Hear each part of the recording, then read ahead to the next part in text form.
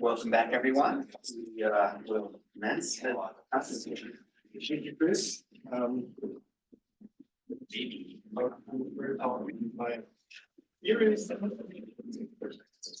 So I want to talk about globalization.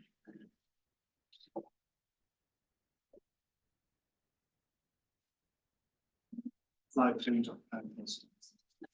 Globalization, hopefully. And yeah. So I'll read down the large part of what I want to make. It means that it would be sort of a Star Wars-like development where we now have both the prequel and the sequel to Pablo's talk, and maybe as an intermezzo happening on another planet. It's great, actually. It's really shame to talk about it. So the goal is to give the mathematical definition of what I call the partition function, which is the h bar to 0 objects of this integral.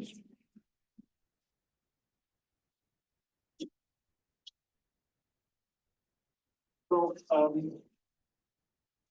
we kind of this is maybe motivated from physics, but if you just care about pure math, and there's interesting things going on. So in terms of algebra, so that actually also kind of appeared in Pablo's talk. So it's kind of a loop enhancement.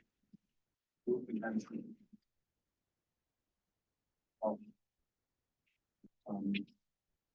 multiple trend for these structures.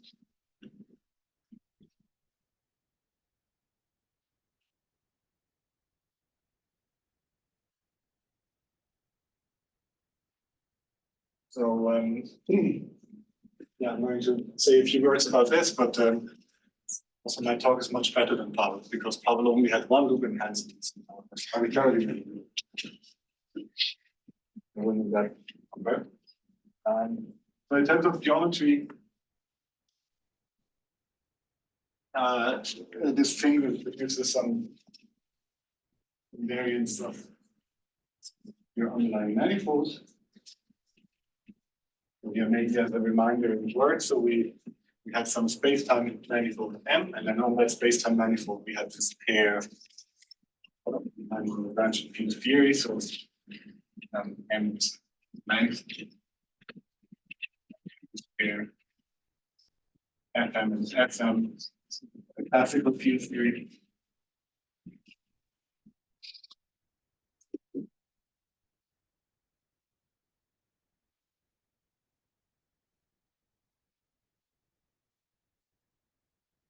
And finally, sort of this globalization, what it should produce, but that's sort of an ongoing work, is that it should produce top forms.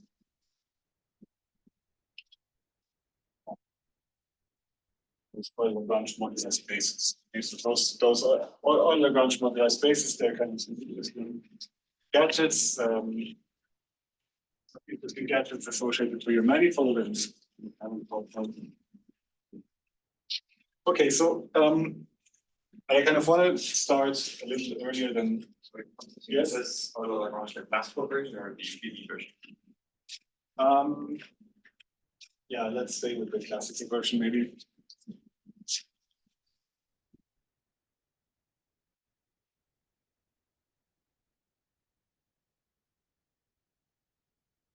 So yeah, so as we saw, these kind of integrals here are defined through Feynman diagrams, but I maybe want to take a couple of minutes and just explain where those diagrams actually come from. So to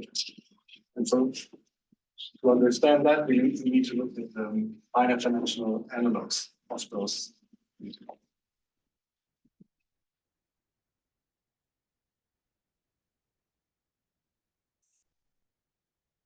I have a kind of a mean question. So, okay, so you look at this integral here. We start with a very basic model. We want to integrate exponential of alpha over 2 x squared dx over. So the alpha number for now. Anybody who knows this what this integral is, and speakers are not allowed to answer. People don't like statistics, they're. I don't think you need the statistics class. Like alpha higher than Yeah, 2. yeah. There's a root. There's a pi. Square root of pi. Yeah, there you go.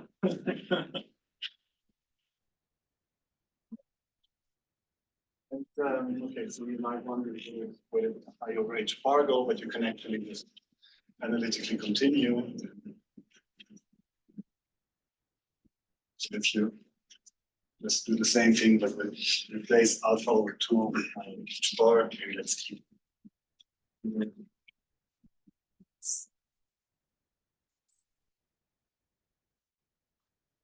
More complicated, so it's square root of 2 pi h bar, and then e to the pi I 4. That's not here. So just e to the I square root of pi. Okay. So this is the one-dimensional integral, and if we can do compute the similar integral in higher dimensions. Now we replace x squared by some quadratic form on Rn. So this is something like x transpose x. X is 10. This is just transpose x, which is sum over ij x I j, right? So okay, this integral is not absolutely convergent because we're integrating something absolute value 1, right? But it's you can kind of make sense of it. So by one way to make sense of it is that you add a small positive definite part here. So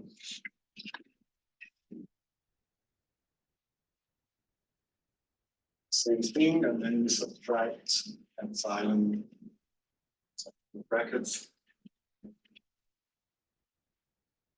Take some matrix, positive definite matrix A0, take a small number at epsilon, you subtract this. That makes your integral absolutely convergent for all positive epsilon. And then Under an integral, right? what? You mean under an integral, right? Yes. Exactly. And what you get is r and only 2 divided by the square root of the determinant a. And that's a pi, you get the e to the pi over 4 multiplied with the signature of h. That's the number of positive eigenvalues times the number of negative eigenvalues.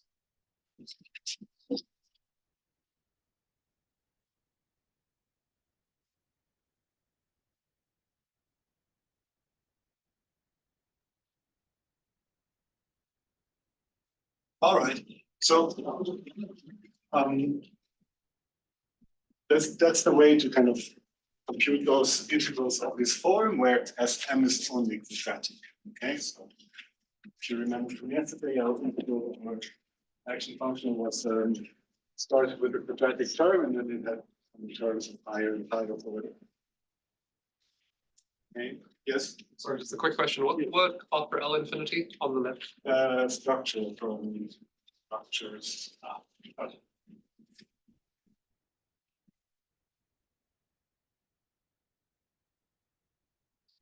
And so Yeah, so this is kind of the, and if you're trying to compute integrals of that type, so you start with what, you start looking at what is known as moments of the Gaussian distribution. So again, look at this, and then you look at what happens if you multiply that with two monomials excited.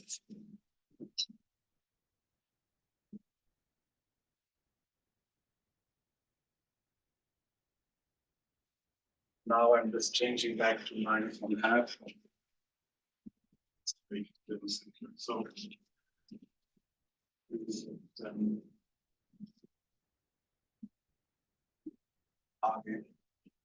two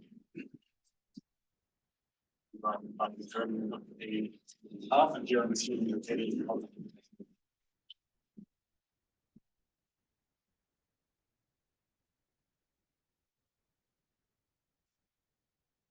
And so that was the pre-factor from before. And now what do I get here? Well, it's an exercise. So you get A inverse ij.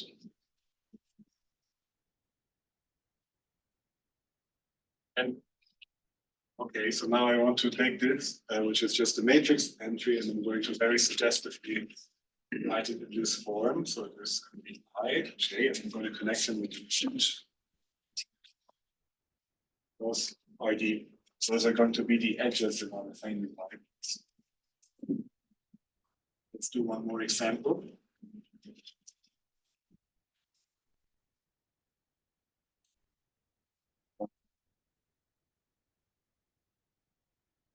One more example.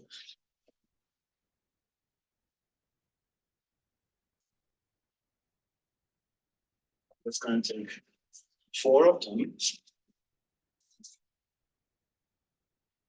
Now, it's a factor.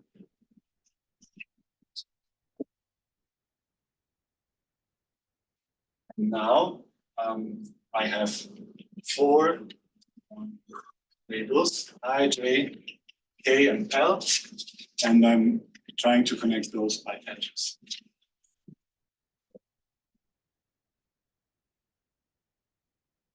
Like this, it's A inverse I, J, inverse K, L, or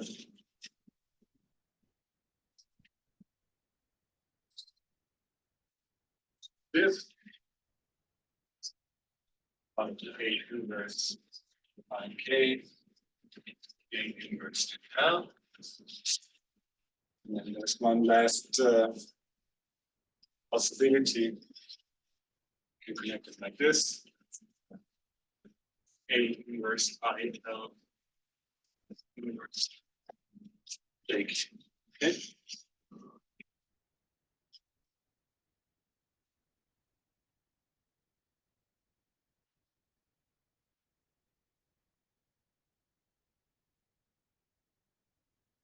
Okay, now we're just going to take it.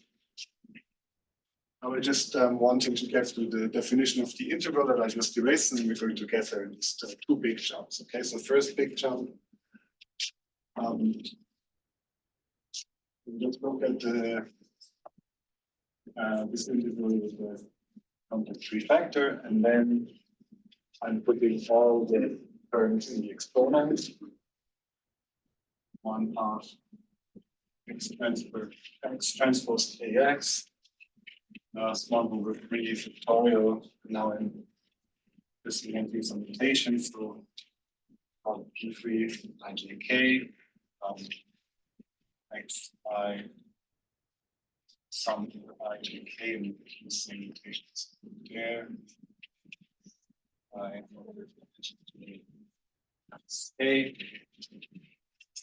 a small over 4 factorial.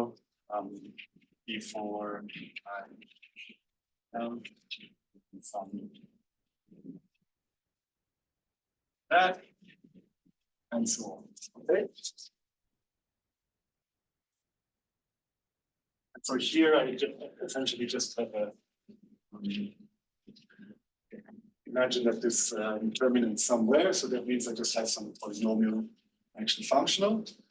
And then again, you can compute this integral as follows. So now the other prefactors are back.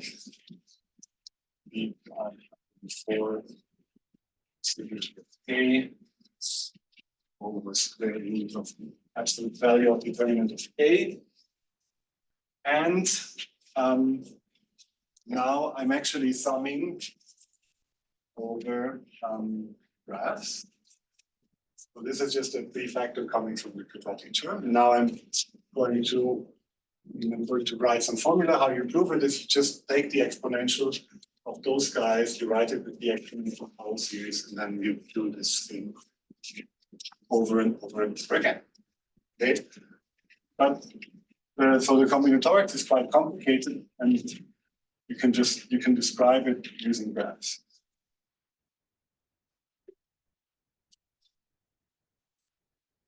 If you want a nice write-up how this works, I'll say maybe later, but let's first understand this formula. Calling this formula 1. So here, gamma is a graph with these 3 vertices.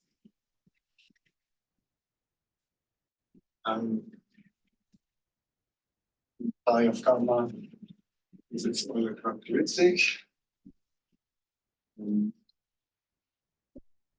Out gamma is its homomorphism group. Okay, complement not these 2 vectors, but valency the vertices. Yes, that is 3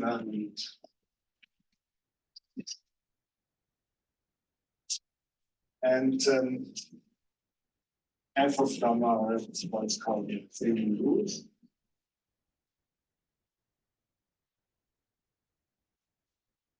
Which describe them precise, you actually have to say what exactly I mean by a graph.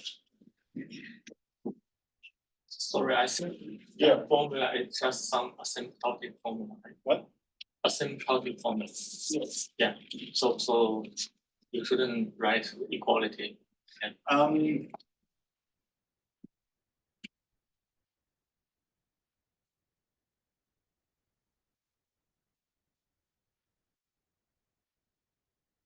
Here, I think we can write equality, right? Because it's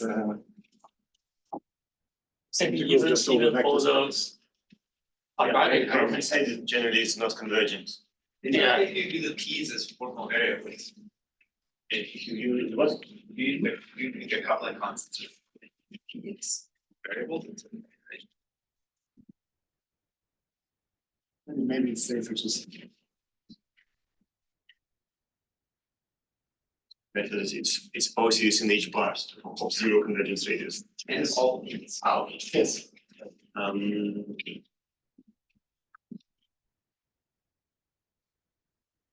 Yeah, I don't want to get into the conditions when this actually kind of is an equality and when it's just. I think, yeah, in this case. Okay. So.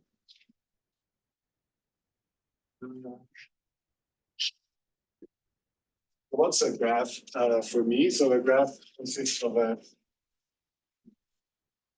collection of half edges. So there's 2 sets and half edges and vertices. So usually you think in graphs in terms of edges and vertices, but for this is actually convenient to think in terms of half edges. And then there are 2 maps. So one is a map from half edges to vertices, and the other is a map on half edges itself. So this is kind of a quadruple, right? And so this is the incidence map. So for every half edge is incident to a vertex, and tau is sort of the connection map. So it tells you which 2 half edges are connected to an edge, and this means it's an evolution for now without speaks on this. And a set of more bits of this involution, that's the set of edges.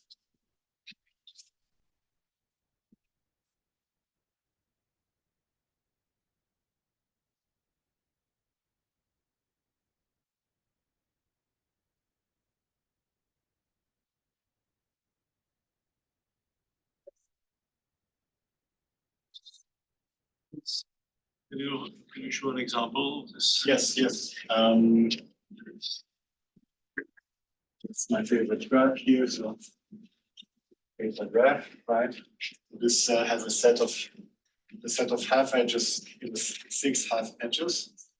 A, B, C, D, E, F, right? And then it has 2 vertices, 1 and 2. So same just that's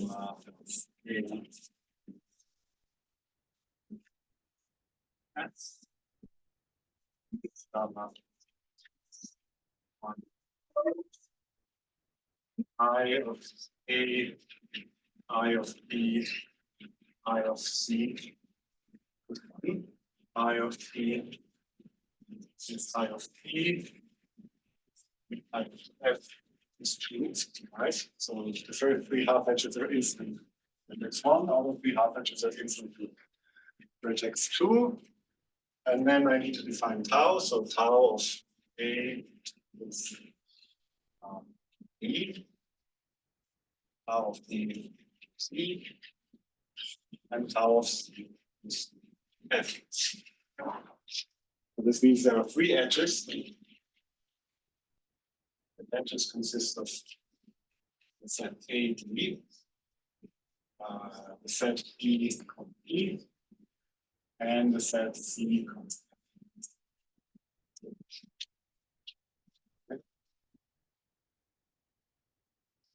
And this graph has automorphism with 12. So size of automorphism.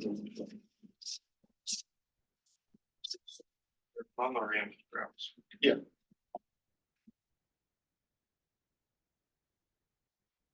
So,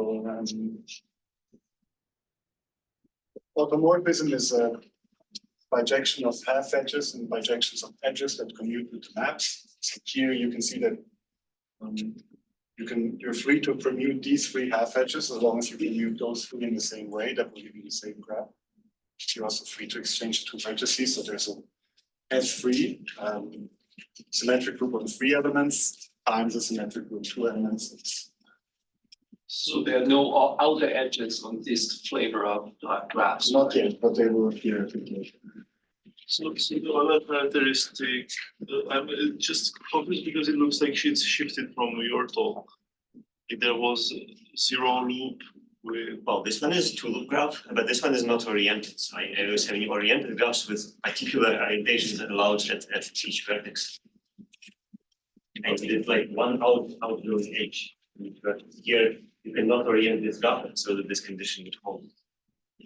And does the power of H bar? This would come with H bar, the power negative Euler characteristic, which is for the graph, it's -1. So it will be H bar to the power +1. And in the previous one, you had 1 loop. Oh, sorry, confused now. Sorry. No, I think it comes with H bar to the 1 because you write 1 H bar. So 1/H times the action, effective action. In the effective action, you count the number of loops. In the 1/H bar times the action, you count negative of the graph. So that's the shift by 1. So in the effective action, this would be contributing to the power H bar to the 2, to the H bar squared. But in the general partition function, it would be contributing with H bar to the power 1. Okay. Yeah.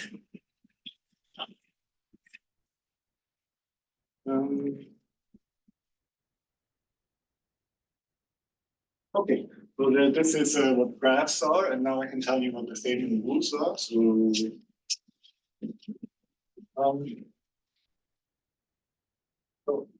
a labeling, so that's just some technical thing.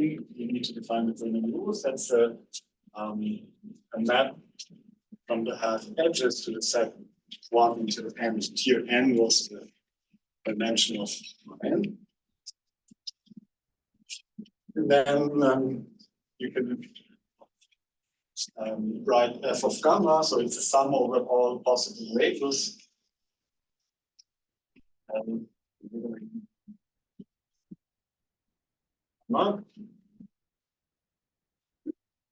then you take Rubik product. So first you take a product over all edges. And so an edge is a set of consisting of two half edges.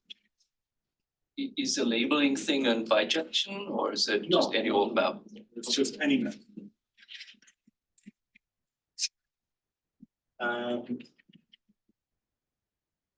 And so here I want IH for I the inverse, and then labeling of H, labeling of H bar I. So this is a matrix.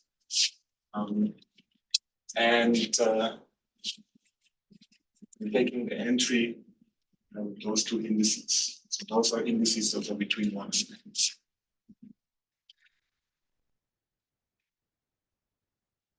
n. And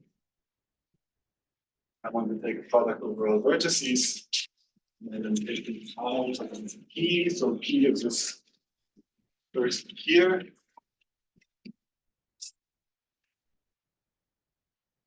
Balance of the vertex, and then labeling of all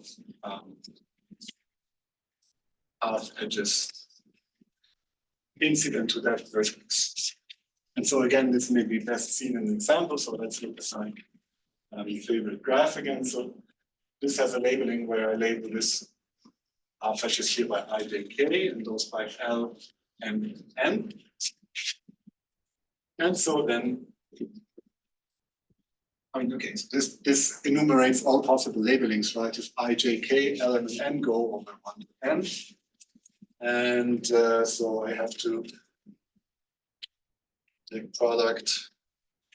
Now I'm looking at the combinatorics of the graph. So here's I, M, N, I, L, I, J, M, I, M. So those is the product coming from edges. And then there's two vertices. So here I'm taking P3 of IJK and P3 of L. And then I sum over all IJK, L. Sorry, dumb question. What is the P in this formula? Yeah, P was sort of in the top left corner of the other blackboard, and it was appearing in this function that I want to compute the integral of. Oh, I see. That's the polynomial. Yeah, that's the coefficients of this polynomial. Do they need A to be symmetric? Right? Do they need A to be symmetric? Yes. To be, you're looking at it's. Yeah, Sorry? right. So it's like, you're gonna symmetrize the A. Yeah, So they that's fine. should have an inner product. Only the symmetric part of A will survive here.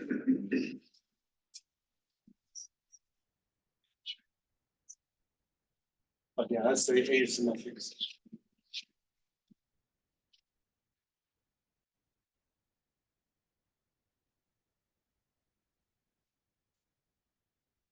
Okay, so yeah, After the second product in your formula, you have L of H1 up to L of H. LH, and this is the balance of the vertex. And do we just pick the order of those arbitrarily? Yeah, you have to pick an order. But you also assume that those are the P's are symmetric tensors. Oh, that's what you were just saying. Oh, okay. Okay. No, that was not what I was saying. No?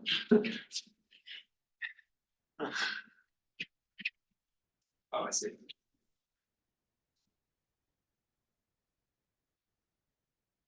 A and P should be symmetric. Okay, so this is kind of one ingredient of the stationary phase formula. Now, if you want to extend this to the integral of some exponential, like oscillatory integral on a manifold, then assuming that the function has non-degenerate critical points, you will get one such contribution for each non-degenerate, for each critical point. So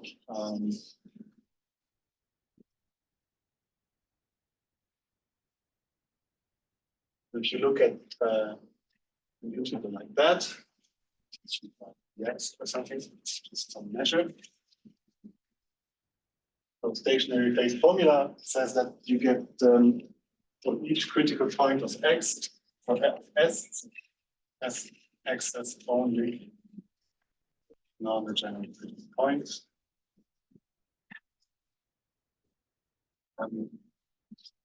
Then you get sum over x0, which is a critical point of S. And then you get like the formula one just evaluated at that critical point. Okay. So what is X now? X is manifold. And do you need read any metric to do this kind of thing, or like? You need to volume form. I mean, you're using massively the coordinates here, right? So you write saying, oh, this is a polynomial function. So are you saying, well, everything is totally independent of which coordinates you choose here? Each critical point? Well, you should choose. You should always choose. So let's really assume that this x is precise. So let's keep coordinates around each critical point in which like the x is constant. So you're saying it's independent of whatever coordinate system you choose? I think the asymptotic expansions gonna be like around critical points, you're assuming isolated critical points, and then you could rewrite this thing up in the left in some sense in terms of the jets around critical points. So yeah, you need to fix a formal coordinate near each critical point, and although the whole thing doesn't depend on those choices, but they actually in some, well, there could be like root coordinates where there are only few diagrams survive, or like general local formal coordinates where like all diagrams will be there. So in principle, you have to choose a formal coordinates at each critical point. And the result is independent of which one you chose? Yes. Okay. That's the result of field, right? No, I thought it just means that's independent because that's some type is independent. Yeah, I mean that's okay. Just Sorry, I think there should be some concept. E to the power of Yes. I over H bar yes. and the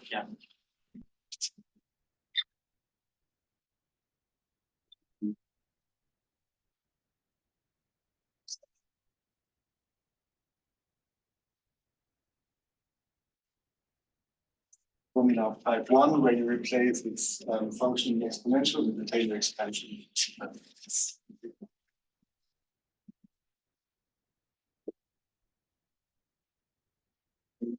Fashion as 0 and these will be the expansions.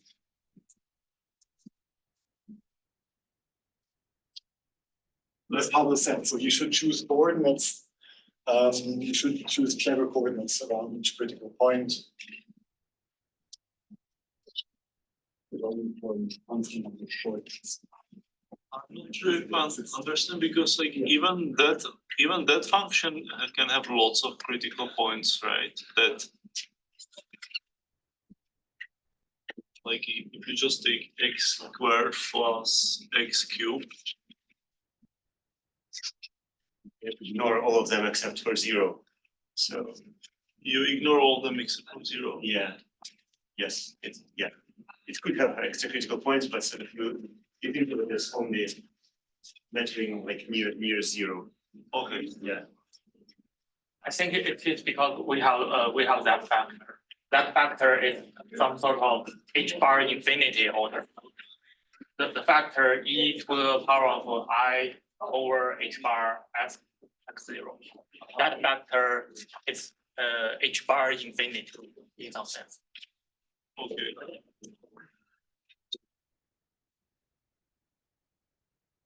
No, it's actually for phase formula. There are some subtleties that I wanted to gloss over, but keep talking. So, but I think in the end, the point is that we want to give. I'm going to make a definition for this the partition function, which is motivated by this comment. Okay. And so I think here, yeah. this is not very precise. Here, this is probably only the part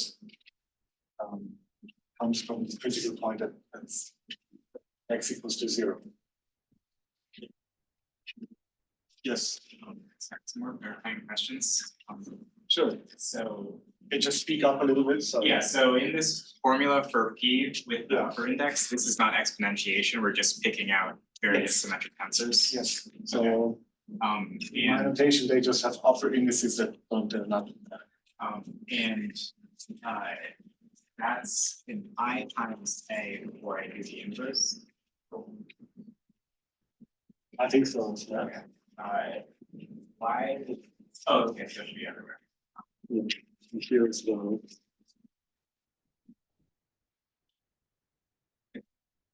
What's something I'm confused about, and maybe not understanding conceptually why A is being inverted, but so.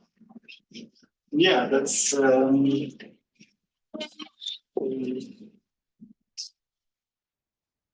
why A is being inverted is that's sort of comes from these integrals I just created, right? So when you start, so you're writing in here.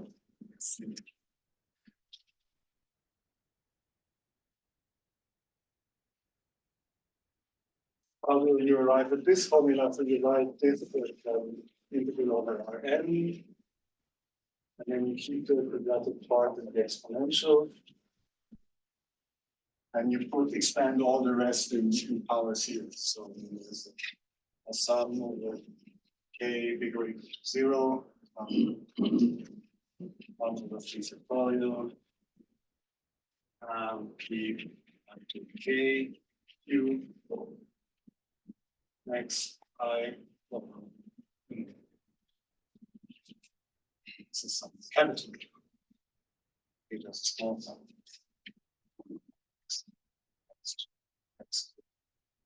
That whole sum to the k, so and so on, right? So there's lots of infinite sums here, and now you're just kind of always taking two of those x's and contracting them together. Those are edges that will be decorated by A inverse. That's just some result of Okay. moments of a Gaussian distribution.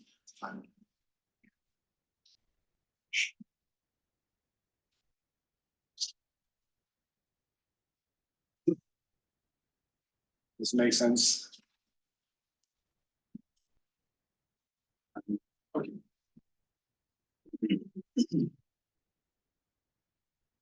So this is a kind of very complicated finite dimensional formula that now we are trying to make even more complicated because first of all, we want to apply it to infinite dimensions, and we want to apply it to the case where to a function that has very degenerate critical points, such as the transines vector function. And yeah, so the second part, it's kind of complicated. Sorry, the first part is which is well, not easy, and there is some issues because not even these weights of the final diagrams might converge. And the second part involves making some choices, and we want to show that whatever we do is independent of those choices, and that's kind of where this DV formula implement the quantum master equation. Okay, so we describe.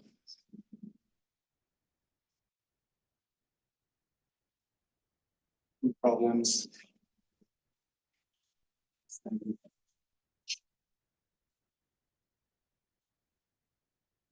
Dimensions indeed.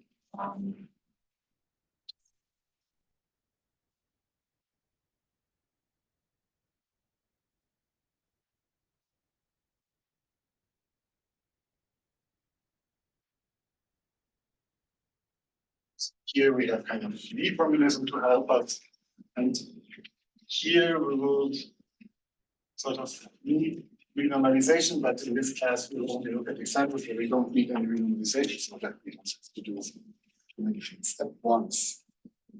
Okay. And so now let's try to go to our original integral.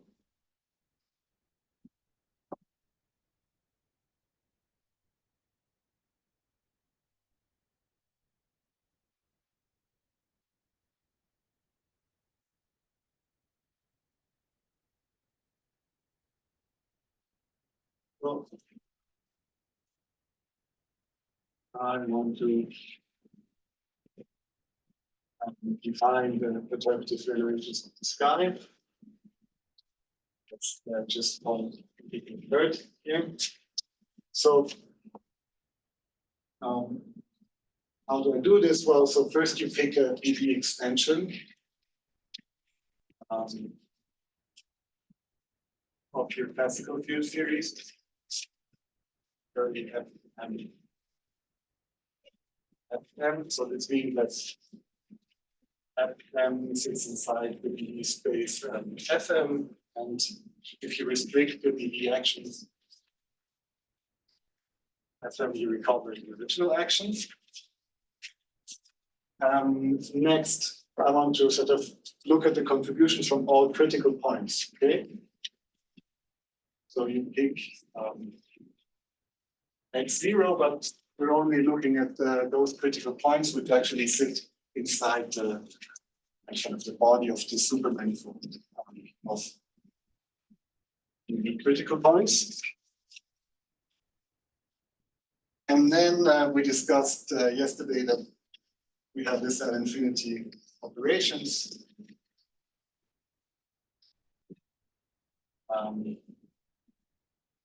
Li x0.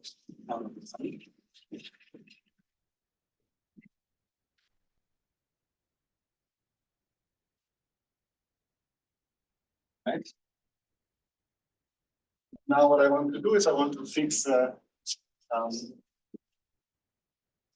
special deformation retract of Fn onto the cohomology of L1.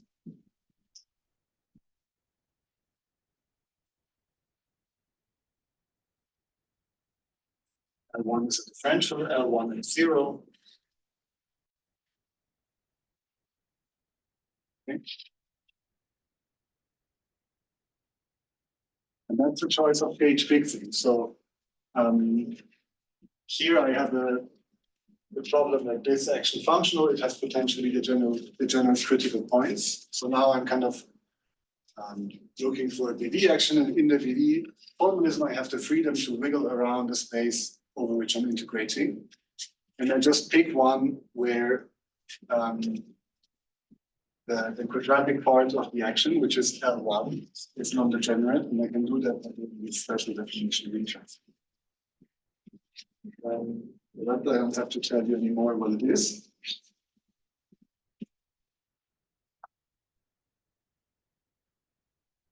And then you can define, let me know it's chi G, and G is a triple like K.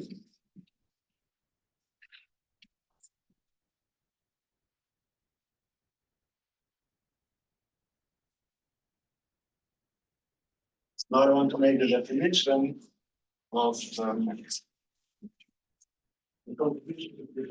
function at x0 and with gauge fixing given by this special deformation retract. So there's a similar formula to what Pavel wrote, so it's kind of a perturbative integral over phi the image k of e to the I over h bar, an action function of I of a plus phi. And that's volume 4. And this should be in the square root of the determined line of this cohomology that we make that cohomology just by h. Hence, with the symmetric algebra of h rule. So here A this A is in H, right? So this means that this integral here will be a function. Okay. So what this perturbative integral is, it will be a product of three ties, zero loop, one loop, C least loop.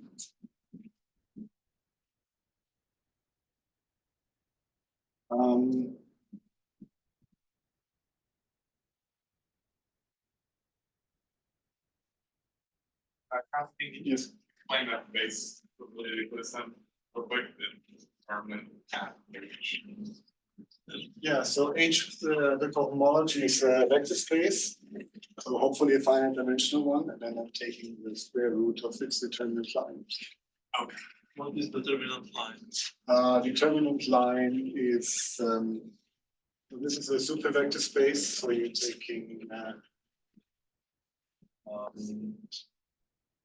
this wedge top of H even and wedge top of H odd. Right. So if you have a vector, if you have a just a usual vector space which is not graded, you just take its top exterior power. That's its determinant line. And what is the 1/2? 1/2 means you're choosing the square root of that guy. So the top of the odd part will be the symmetric algebra. Sorry? What did you say? Can you just repeat the question? Yeah, I guess I don't understand what is the top of the odd part. Yeah, I think here it's actually just usual exterior products. This is a line, right? Just for integrating. Okay, so it's just okay. And it kind of turned out that in DV, like, okay, so here I'm choosing this special deformation retract, but I'm on a slightly different planet than Pavel. So for Pavel, it was automatically compatible with the syntactic structure because it's using what is called a cotension theories, like it's using these cotension functions. I'm not using this cotension bundle, so you have to assume that this guy is actually compatible with the syntactic structure. So the induced Hodge decomposition, you could put into like the homology is a symplectic space.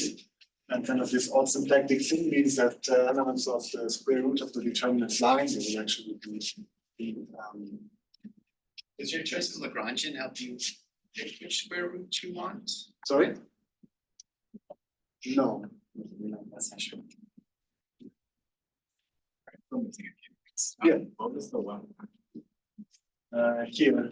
If you look how density, so let's integrate how density will produce sort of how density is the put forward.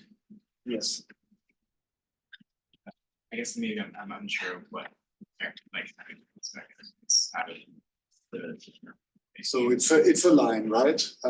So you can take tensor products of vector spaces.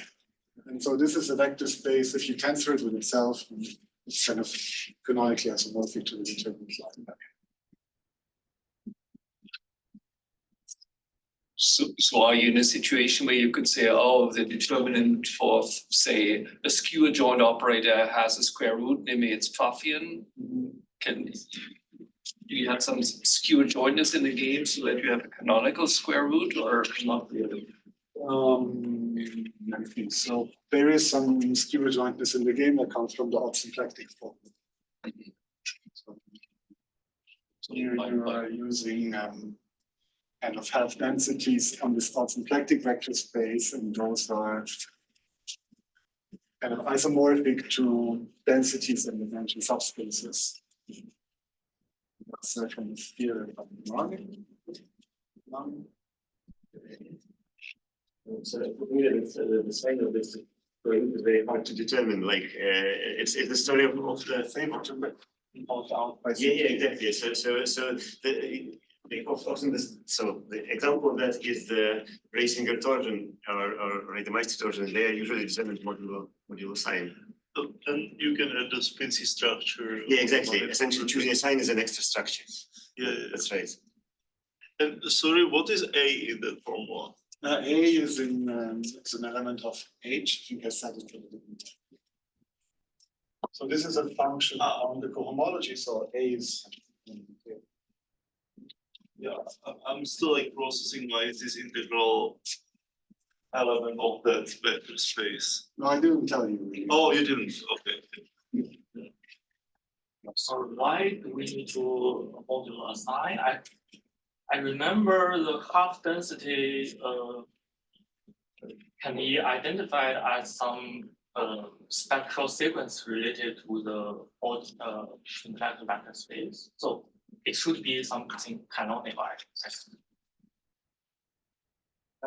Half densities, yes, but I think the element that we're choosing there, that's not. I mean, it will be an element in this vector space. Yeah.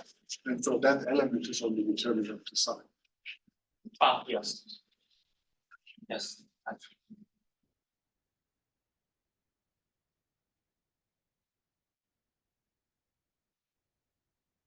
Lots of very good questions. Sure. That was probably a mistake. Oh, so here you mean? Yeah. Oh, this is the symmetric algebra of this vector space. So H is hopefully finite dimensional vector space. It's graded, so you can take a symmetric algebra. When you talk about the symmetric algebra, you take the Z2 grading into account, or Yes. so unlike when you have the delta lambda top, you didn't take into account that you're taking the lambda top of an odd space. There Yeah. is the ungraded thing, but up there it's the graded thing. Yes.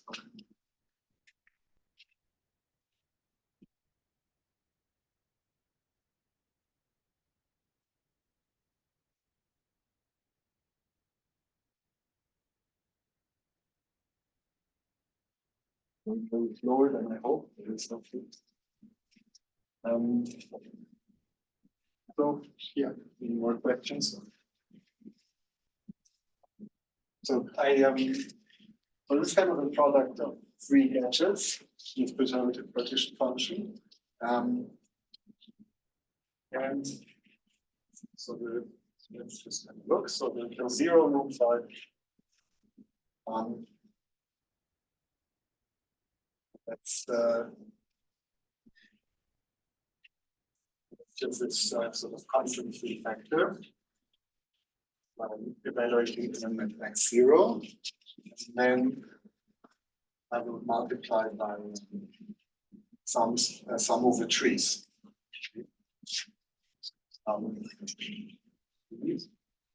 And now, unlike in our case, trees are no longer oriented, and they are also not defined.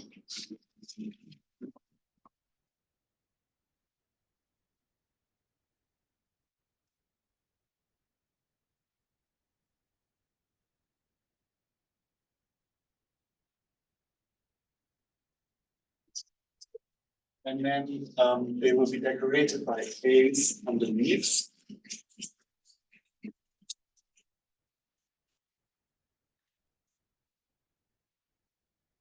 And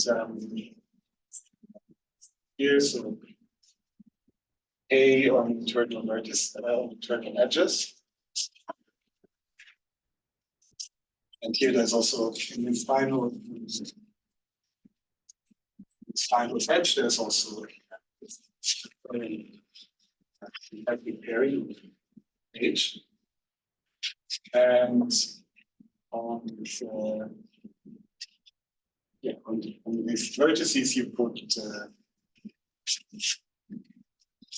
the structure constants of your L infinity algebra corresponding to balance of that vertex. So what did you say? Did you put at the last vertex on the right? So yeah, I'm going to take the symplectic pairing there. So because I'm kind of my strong deformation retect is compatible with the symplectic form and my complex. The cohomology is also a symplectic vector space. And The splitting that this thing induces is a splitting into selective vector spaces. Is it A on the rightmost edge? No. Yeah. And what is the edge on?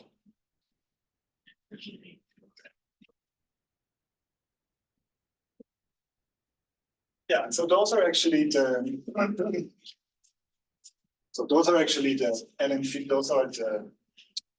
L infinity operations induced on the cohomology that I was talking about yesterday, right? So those trees, the trees with kind of k inputs, those sum to the k L infinity structure on the cohomology.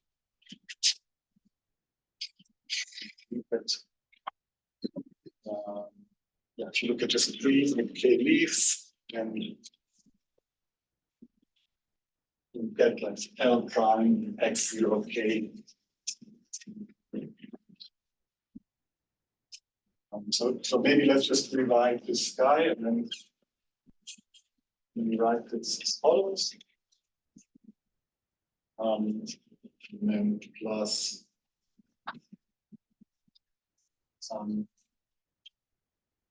and so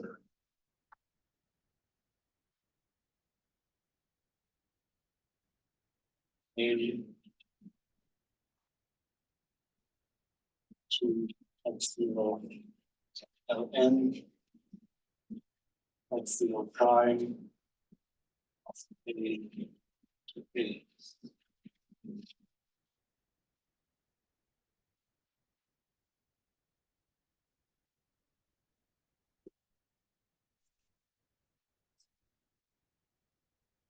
That's the zero loop part. So these trees, they sum up exactly into the induced infinity operation H. Now there's a one loop part. So the one loop part is kind of in general very hard. So because it contains the kind of regularized determinant of that L1. So it's only really we just have to kind of make sense of this guy in examples. Okay. So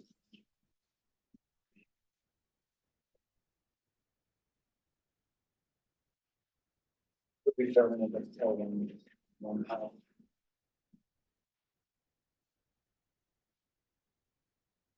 Now L1 is an operator on is a differential on the complex, and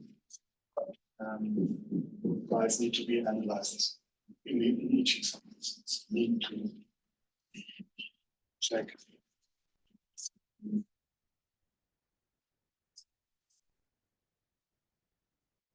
So okay, maybe let me just time is on. So see these two loops. So that will be given by some diagrams.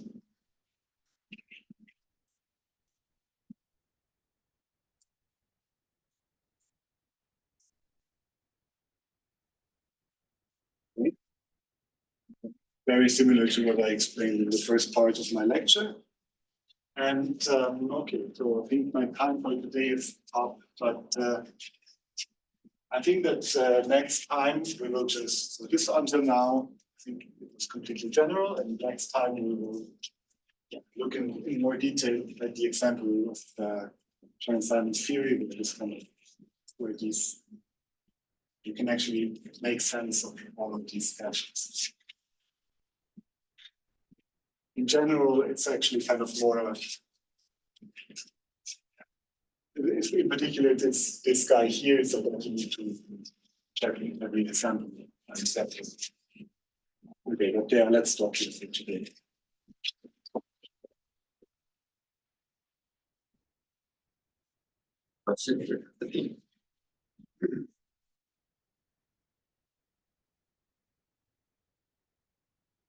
So Yes, the summation of the trace on zero lows. Then on the second part, the summation is the exponential. What happens there? Sorry, could you repeat? I just Right. The summation of trace is not in this. Trace? It's not there in the exponential. In the exponent. Oh, right? the sum of the trees. No, that's not in the exponent. No. And this one here. Yes, the second one is, and that's because you can have not connected trees. So here you're summing over, taking exponential, but then summing only over connected trees with n leaves. If you take exponential of connected trees, then you get sort of all possible.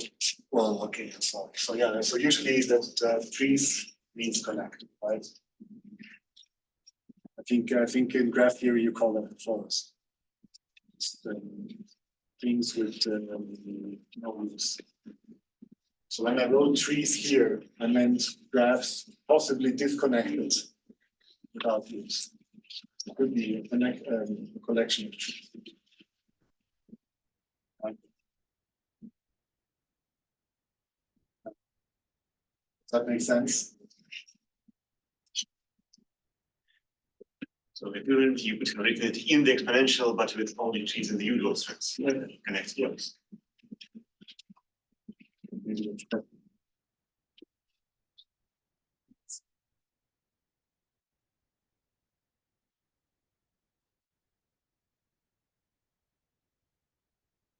I was wondering, so you have this thing, the perturbative partition function expressed as a product of three terms. Yes.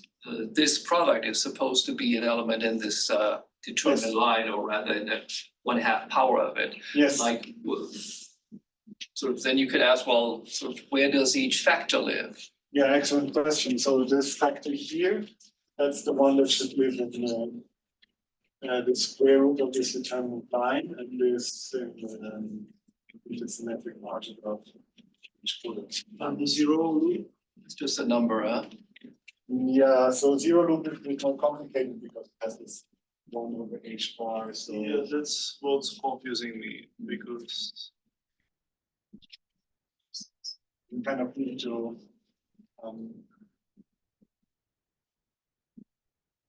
maybe enlarge the space to allow for maybe very technically, yeah, the partition function lives in C0 loop times this space. So it lives, I mean, you have to multiply this gadget here to this space. yeah, okay. But that's just because of the way that you count h bar. It's not really a big thing. Sorry, Yes. so is it kind of like potential complex calculation?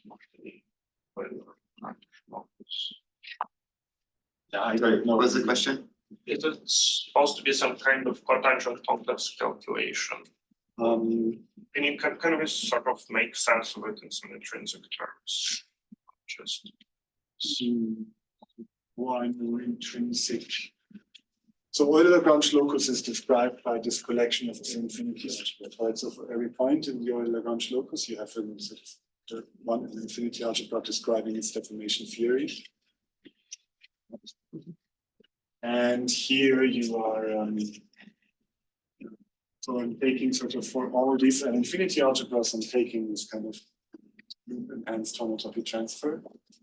I have a comment, I don't know if it's helpful. If you have a rise stack, Yes. if you have a point on the rise stack, you have a tangent complex, not a tangent space. That tangent complex is the underlying graded vector space. Sorry, it's underlying DG vector space of the L infinity algebra. Graded vector space plus the L1. Yes. So he's thinking about like the determinant of the cotangent complex, like the square root as the home of. yeah, That's the what? The integral you're doing should be something like a section of the determinant of the cotangent complex.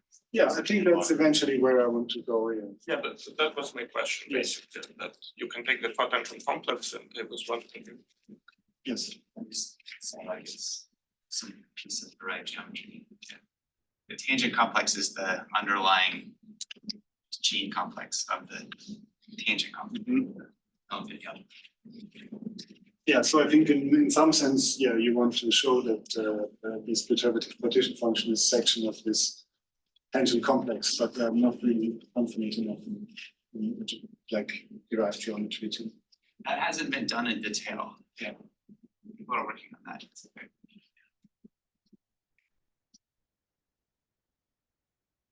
Questions? Okay, well, let's thank Konstantin.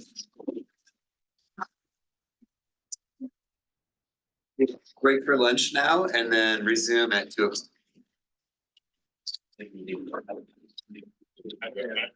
Yes. So I have no idea. Refrain.